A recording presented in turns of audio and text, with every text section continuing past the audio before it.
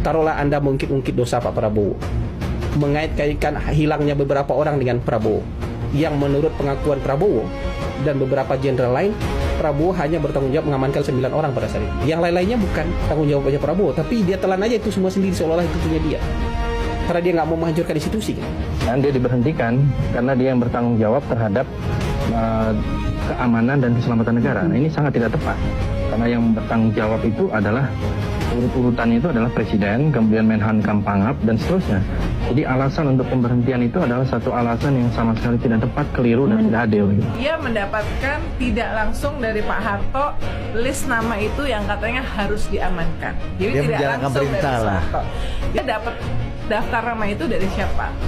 Tapi kan saya tanya, kenapa kok nggak buka? Kan udah toh Soeharto udah jatuh. Jadi karena dia tidak ingin menjelekkan institusi. Kan jenderal pada saat itu bukan cuma Prabowo, jenderal kan banyak. Jenderal itu banyak, masa suatu orang jenderal aja yang mau jadi pesakitan, jenderal-jenderal lainnya selamat?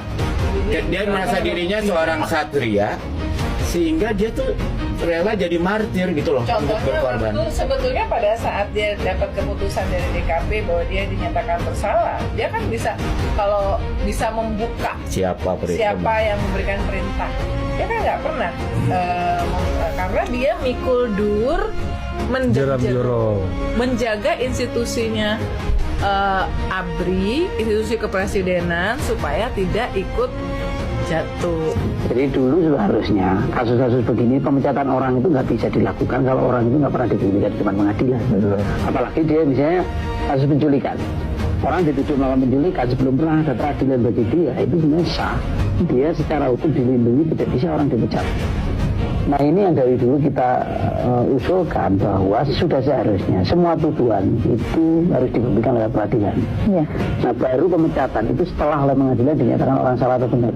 Saya kira ini jadi soal ketika ada impunitas, orang dilindungi secara pakai fungsi-fungsi hukum untuk tidak dibantu pengadilan, tapi itu sekaligus jadi alat politik untuk menghantam orang tanpa orang itu pernah membuktikan benar atau tidak. Sebarkan aja, wong itu buktinya diberhentikan dengan hormat.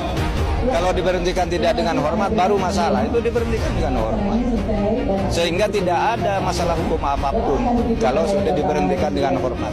Saya yakin kenapa Pak Prabowo tidak bersalah sekarang. Karena sekian presiden tidak melakukan apa-apa sama dia, padahal bisa. Gus Dur nggak melakukan apa-apa. Ibu Mega sekalipun nggak melakukan apa-apa. Pak SBY, kan jenderal juga, nggak melakukan apa-apa.